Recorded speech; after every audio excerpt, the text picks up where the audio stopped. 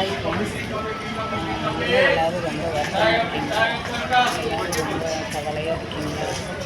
எல்லோரும் ரொம்ப மனபாரத்தோடு இருக்கீங்களா? யாருமே நம்ம மேலே அன்பு காட்ட இல்லை அப்படின்னு சொல்லி மனபாரத்தோடு இருக்கீங்களா? கவலைப்படாதீங்க ஃப்ரெண்ட்ஸ். இயேசு கிட்ட உங்களுடைய பாரத்தை எல்லாமே இறக்கி வச்சுருங்க. அவர் பார்த்துப்பார். ஏன்னா அவர் தான் சொல்லியிருக்காரு, வருத்தப்பட்டு பாரம் சுமக்கிறவர்களே எல்லோரும் என்னிடத்தில் வாருங்கள், நான் உங்களுக்கு இளைப்பாறுதல் தருவேன்னு அவர் தான் சொல்லியிருக்காரு. ஸோ உங்கள் பாரத்தை எல்லா பாரத்தையுமே ஏசப்பா மேலே இறக்கி வச்சுருங்க. கண்டிப்பாக அவர் ஒரு நல்ல மன ஆறுதலையும் மகிழ்ச்சியையும் சந்தோஷத்தையும் உங்களுக்கு கொடுப்பாரு.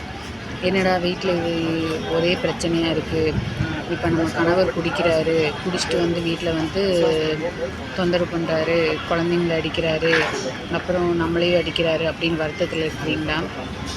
நம்ம குடும்பத்தில் மட்டும் நிம்மதியே இல்லை, மகிழ்ச்சியே இல்லை, எப்போவுமே நம்ம குடும்பத்தில் ஒரே பிரச்சனையாகவே இருக்குது அப்படின்னு நினைக்கிறீங்களா?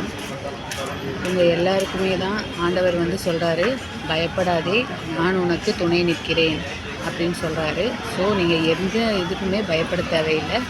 அதே மாதிரி ஆண்டவர் சொல்கிறாரு, பயப்படாதே, நான் உன்னுடனே இருக்கிறேன், திகையாதே, நான் உன் தேவன்னு சொல்லியிருக்காரு. ஸோ நீங்கள் யாருக்கும் பயப்பட வேண்டியதில்லை. நீங்கள் கடவுளுக்கு மட்டும் பயப்பட்டால் போதும். அதுவும் கடவுளுக்கு நம்ம பயப்படணும்னு அவசியம் இல்லை, நம்ம பக்தியாக இருந்தாவே போதும். அதே மாதிரி நீங்கள் யாருமே கவலைப்படாதீங்க. கவலைப்படுவதனால் யாருமே ஒரு முழத்தை கூட்டுறதோ குறைக்கவோ முடியாது.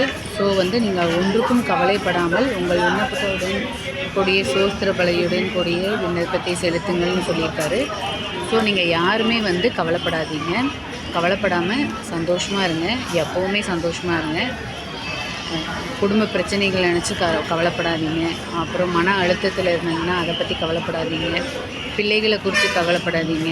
அப்புறம் வேலையை குறித்து கவலைப்படாதீங்க. எந்த ஒரு விஷயத்தையும் நினச்சி நீங்கள் கவலைப்படாதீங்க. உங்கள் எல்லா கவலைகளையும் இயேசு கிறிஸ்துவின் மேலே வச்சுருங்க. அவர் பார்த்துப்பார். ஸோ நீங்கள் எப்போவுமே ஹாப்பியாக, மன மகிழ்ச்சியாக, சந்தோஷத்துடன், ஆனந்த கழிப்புடன் இருக்க நான் இயேசு கிறிஸ்துவின் நாமத்தின் மூலமாக ஜெபிக்கிறேன். நீங்கள் எல்லாருமே சந்தோஷமாக இருங்க, எப்போவுமே சந்தோஷமாக இருங்க. யாரும் எதுக்கும் கவலைப்படாதீங்க, ஹாப்பியாக இருங்க.